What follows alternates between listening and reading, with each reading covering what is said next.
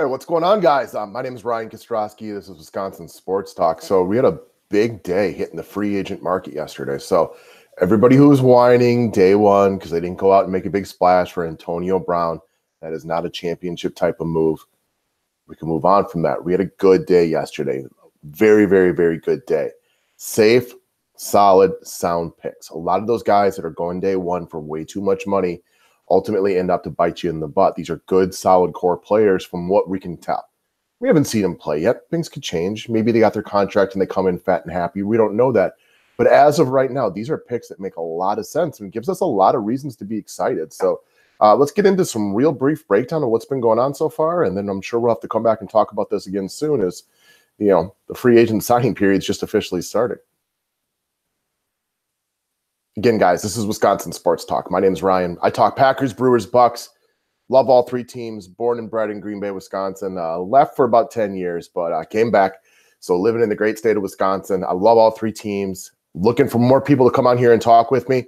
My Twitter profile is down there in the description section. Otherwise, leave a comment if you're interested. Had a guy named Josh come on a while back. I'm sure my business partner will come on here eventually and we'll talk over some stuff as well. But in the meantime, if you want more videos around these three teams, go ahead and hit that red button that says subscribe. Sincerely appreciated, along with the thumbs up. Like I said, lover of all things Bucks and Brewers. I'm a big-time stat dork. I got another YouTube channel, which is my full-time gig, where I do breakdown for daily fantasy sports. It's called the DFS 5-Pack, if any of you guys play DFS. So we had a lot to talk about for day two. Without question, the most aggressive you've seen the Green Bay Packers for as long as I can remember. You know what I mean? I'm 38 years old. I'm sure a lot of you guys a little younger, a little older than me. It's really tough to remember a time when Green Bay had been more aggressive early on in the free agent period. A lot of times you don't want to go nuts on that first day. Even the second day sometimes, depending on what you're doing. Inking guys to big contracts can be a mistake. I don't dislike anything I saw, though, yesterday. I don't think they reached for anybody. I thought the deals made sense. They were definitely addressed some positions in need, so that is a good thing. And let's start with, who are we losing? Well, Nick Perry's been cut or told he'll be released. It's a big hit, $11 million plus in dead cap space, but if anybody's ever been in a bad relationship, and I'm sure most people have, sometimes you got to take a hit and just move on. This had to happen. It was a nice try. I don't look down on the guy. I think it was a miss by Ted Thompson, but he missed on the vast majority of his first-round picks. So what else were we to expect with a situation like this? Perry had 11 sacks a couple of years back, gave us hope that maybe he would turn into the player that we want him to be. He never did. Health has always been a little bit of an issue. He was either out or playing hurt far too often, and he wasn't overly productive while he was on the field, with the exception of 2016, when he did manage to reach double-digit sacks. But overall, big-time letdown. I think we all know this. So see you, Nick Perry. No hatred towards you or anything like that. Just wasn't meant to be. Outside of that, Randall Cobb, not linked to any other teams yet. I know there is a possibility we'll take him back on a hometown-friendly free agent discount.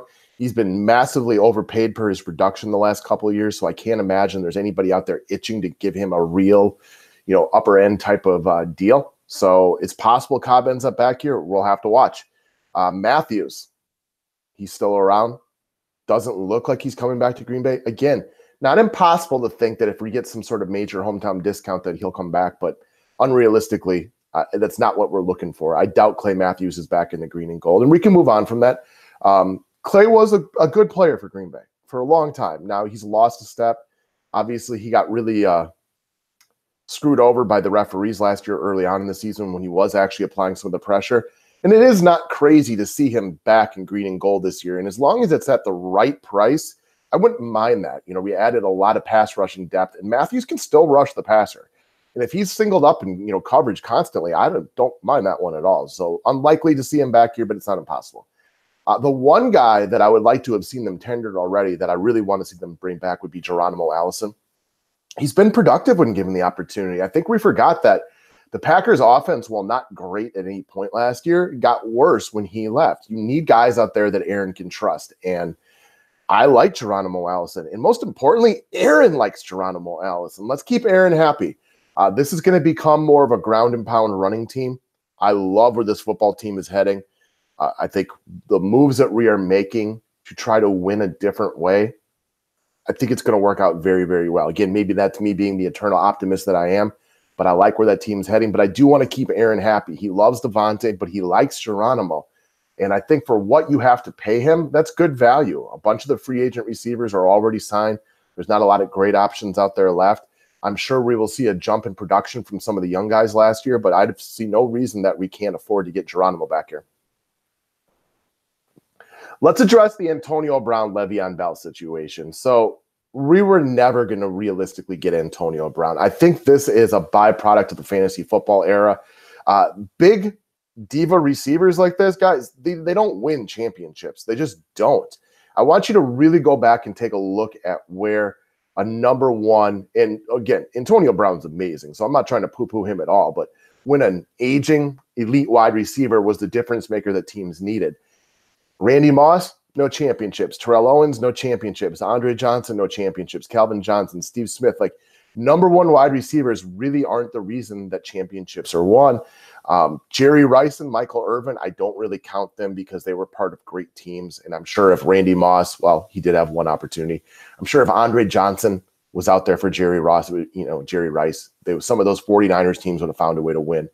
But this is not a move that's going to make you championship caliber. Bringing Antonio Brown into Green Bay wasn't going to be this major difference maker. Now, a lot of people who just watch football and watch the Packers on Sundays, they see those big numbers.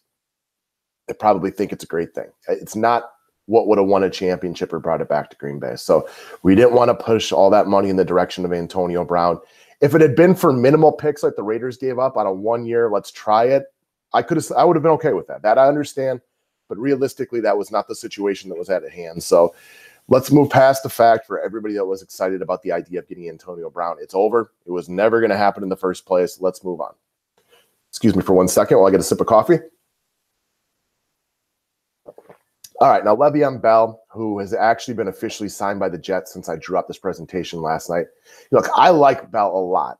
In high school, I played running back, so I probably overly respect running backs compared to other positions just because that was what I knew the best of. And I love Le'Veon Bell's running style. But once again, this wasn't going to be the championship type of move that we needed. One, this could change with the new offense, and maybe Aaron gets coached into checking down more often. But the Packers organization and Aaron Rodgers has never been utilize the running back out of as a pass catcher frequently enough. So that's where Bell is really, really great. It's not that he's a bad runner of the football, but I'm not convinced that Le'Veon Bell is a significantly better runner of the football than Aaron Jones. And I realize Jones's numbers for his career is not a high carry total, but he does average over a yard per carry higher than Le'Veon Bell. And I'm a big Aaron Jones fan. I'm a big Aaron Jones believer.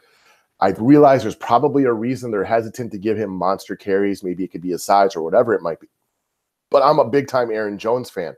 And just from a yards per carry standpoint, and Bell's been in a good situation. He's had Antonio Brown opening up the offense. He's got a good quarterback. He's played behind one of the better offensive lines. You saw most recently last year, James Conner, very, very effective running behind that line. So I'm not convinced Le'Veon Bell is this answer that was going to make the Packers significantly better. I like Le'Veon Bell, but I also like Aaron Jones a lot. And I would be more than happy if we could compliment him with like a Mark Ingram type. Latavius Murray is signed. I wouldn't have minded a guy like that either. Or if you want to pick up somebody in the draft, I understand that. Maybe you don't want to give Jones 25 carries per game, and that's something that I get. But Aaron Jones is really, really freaking good. Now, just imagine you put Aaron Jones in an offense with a more creative play caller.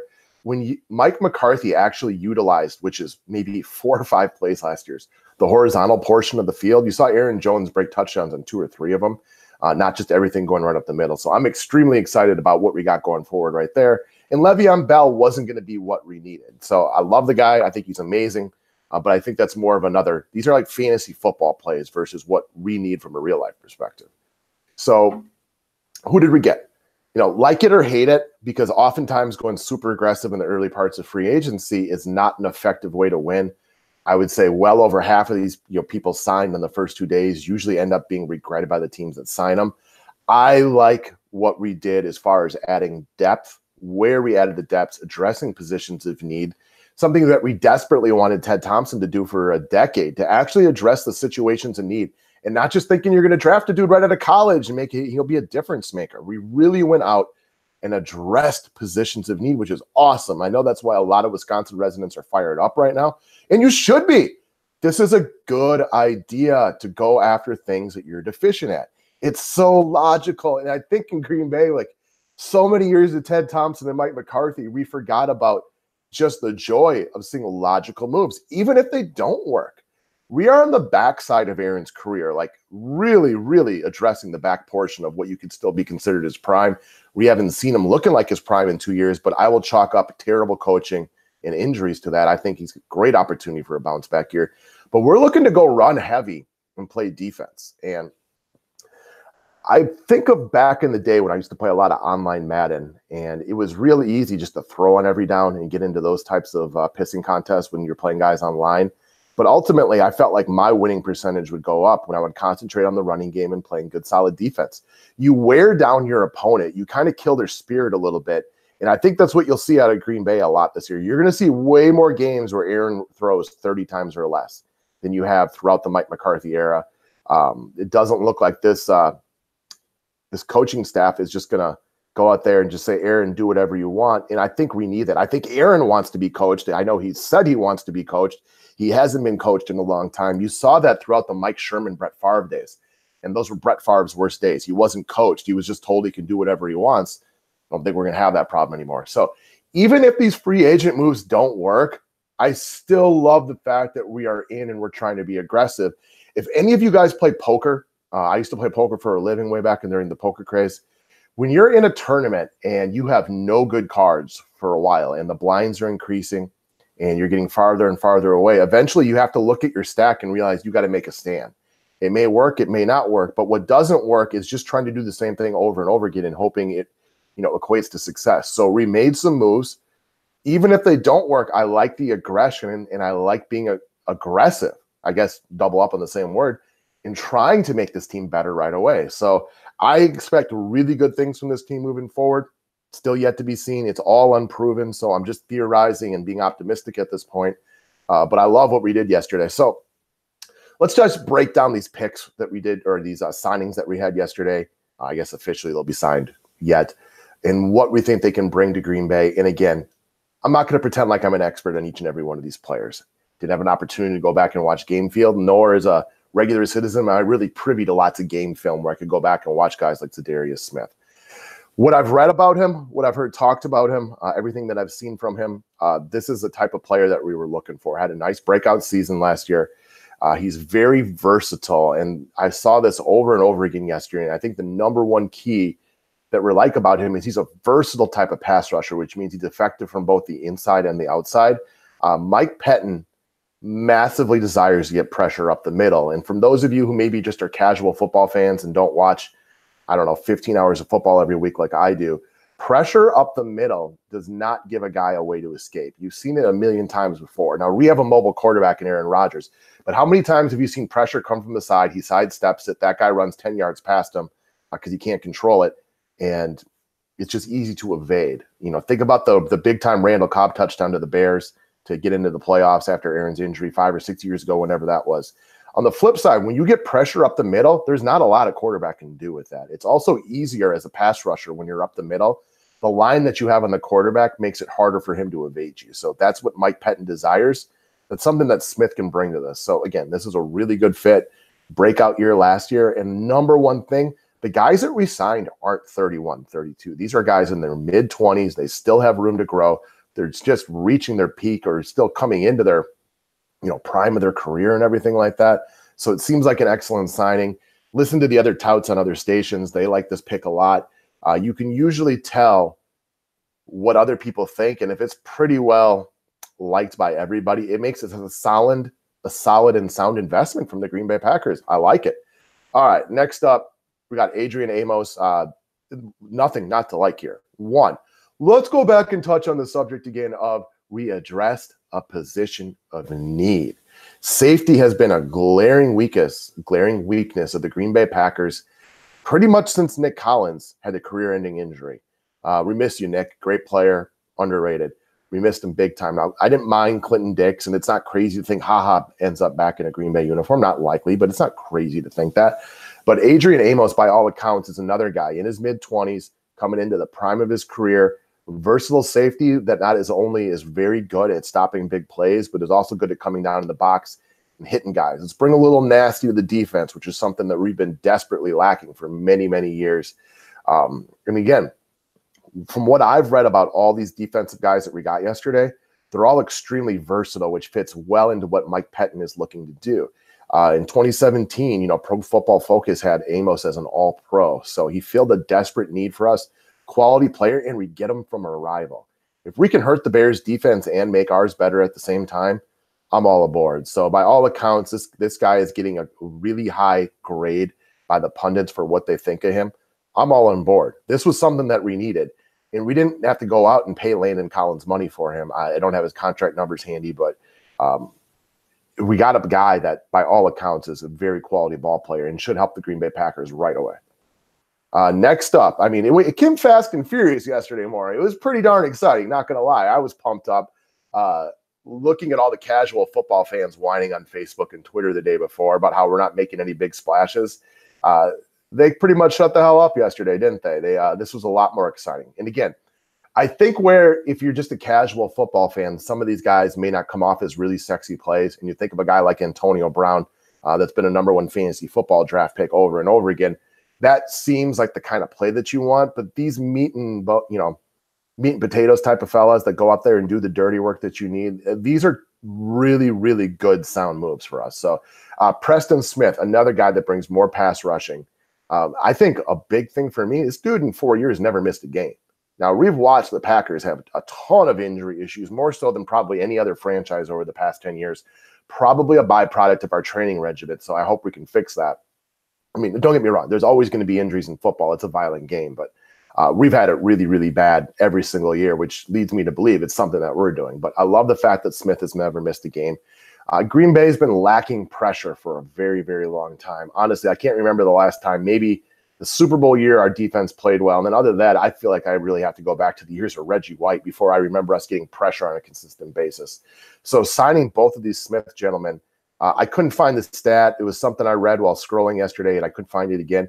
But I'm pretty sure Preston Smith and Za'Darius Smith, the number of pressures they put on the quarterback exceeded like everything else that our team did last year. So this is making moves. This is what I call bringing the nasty to the defense like this. And we got rid of Perry, likely getting rid of Matthews, bringing in a couple of guys with the last name Smith. They're going to bring some pressure on the defense. Again, sack numbers are great. But like if you evaluate like fantasy baseball, like sometimes guys hit into bad luck and they might hit the ball hard 50% of the time, but only get hits 25%. Meanwhile, some guy who is hitting the ball hard 40% of the time is getting hits 33% of the time. That'll even out. Pressures is the kind of stat that you look at that will even out in the long run. And it affects the game just as much as sack in often ways. You end up with interceptions on the defense, guys throwing the ball away. And while you'd rather have a loss of down and loss of yards, you'll at least take the loss of down. He's another guy that from everything I'm reading is very, very versatile. And again, how many years can you remember the Packers being crushed with injuries? And that versatility on the defense would be just sexy as hell. So all three defenders that we picked up yesterday, from what I'm reading, seem to be incredibly versatile, which is something that we can need and something that you want in the modern NFL, where oftentimes once you drop off the line, some of these guys are considered positionless from time to time. All right, so the last move that we made yesterday was grabbing Billy Turner off the Denver Broncos. Very likely kind of comes in as the likely person to take over the starting right guard duties. Again, though, another guy who has been very versatile throughout his career. He's played a majority of the positions on the offensive line, which means when ultimately we do get some injuries, which have always been an issue, we can move them around. I mean, we can remember the last couple of years, right, guys? I mean, we've had guys out there playing in the line that had no business, being starting on a professional team. And I get that injuries rack up for everybody, but having a guy like this that can move around from the tackle positions to the guard positions, it's completely underrated because injuries happen. And while I want us to get better at it, injuries will always happen in the game of football. So versatility is big. He also, from what I read yesterday, he is a kind of prototypical lineman that you look for to fit into a zone blocking scheme. Now, this is not a championship move or anything like that, but it's these meat and potatoes type of picks that will help your football team from being better. And while it's not sexy like a Le'Veon Bell, oftentimes moves like this help you in just as great of a way. You just can't see it while watching football on TV. The camera doesn't zone in on the lineman. You're not watching individual lineman, matchups. What you're watching is stats and a box score at the end of the day. But oftentimes, QB pressures, quality blocking, not taking that big sack on third down because the guy actually did his, completed his assignment correctly. Those are also just great moves for your football team. So again, this is no championship move right here or anything like that, but it's a nice solid addition to the offensive line. So kind of in summation, I love the aggressiveness. Aaron is not young anymore. He's just a little bit younger than I am, and I know darn well that is not young at all. So we're not putting all of our eggs in one basket and just saying we think Le'Veon Bell or Antonio Brown is going to change the future of Green Bay right now. But we went out and grabbed a variety of quality players. We moved on from a mistake in Nick Perry. Good luck, Nick, wherever you go from here. And we strengthened the defense. And while we're so used to having a bad defense and putting everything on the right arm of the quarterback, well, let's try something different. Let's have a good defense. Let's pound the ball on the ground. Let's play good defense, and then just ask Aaron to make key plays. Aaron doesn't turn the ball over. So if you can keep the opponent, at 24 points or less, we're going to win a ton of football games next year. If you look at like the playoff numbers of what Aaron Rodgers has had to do versus Tom Brady, it's amazing what he's been required to do to win football games. Let's not put that all on him anymore. Again, he's not 25, so he's older. Let's move to a different kind of football, one that will keep him upright and healthy, where we focus on the run game on the defense, and then we ask Aaron to make 5 to 10 key plays throughout the game. I think you'll see some big plays come back to this offense because they're going to have to start selling out to stop the run. We're also going to wear out that defense, and this will be a great way to hit on some more of those big plays. I mean, you guys remember that stretch play we used to run where we'd hit Jordy Nelson on the post down the middle? Let's get back to actually having some plays like that every once in a while that aren't just Aaron making a perfect throw, but actually having something created through what we've set up on the offense. I want to bring back Geronimo Allison. I would love to find a way to add like another mediocre veteran wide receiver. Again, Crowder was signed yesterday. Pretty sure Beasley's on the move already. So there aren't a lot of great options left out there. But if you could pick up somebody that brings a little bit of veteran presence to the team. Again, I like Adam Humphries, but Adam Humphries got a lot of money for what he offers to a team. So if there's somebody out there, let's get him. Otherwise, hopefully the second-year wide receivers, which is typically wins wide receivers, take a big jump. We'll see better things out of Valdez-Scantling, another year in the system, another offseason, things like that. But again, we are switching the way this team is going to be run. It is no longer going to be drop back and pass. We're going to play defense. We are going to use the running game. Our best offensive talent outside of Devontae Adams and Aaron Rodgers is Aaron Jones. Let's utilize Aaron Jones. This guy, I believe his first year, rookie year, he was ranked by Pro Football Focus as the second most elusive runner of the football, but also number 2 for big plays behind only Alvin Kamara. So we have a weapon right here. Let's use it. Mike McCarthy was never willing to commit to the running game. One bad run, and they'd be back to pass. Let's run the ball, play defense, ask Aaron to make fewer plays throughout the game, put less on him, and I think you'll see him better with his efficiency overall. So that's what I got, guys. Put any of your thoughts in the comments section. If you haven't done it yet, subscribe to this channel. A thumbs up is always appreciated. I'm excited. I don't know about you guys, but these are the type of moves I was looking for Green Bay to make. I think there's a lot of good that is coming out of what we did yesterday. I think the defense, which we saw improvements last year, we got a legit rising star in Jair Alexander. We brought in some pass rushing help. I think this is nothing but quality moves for the Green Bay Packers, and I'm really excited to see what this is going to bring to the table. I'm super pumped for the 2019 season because the last 2 years haven't been a lot of fun. Injuries with the quarterback position, unable to create any kind of offensive separation, and that was mostly due to bad game planning, not a lot of talent at the wide receiver position. You can't have both. You can game plan guys open. You watch Bill Belichick do it for the past 20 years. We never had the coach who could do that. So hopefully a little more offensive ingenuity and things like that can happen. All right, guys. Thanks a lot. Have a good one.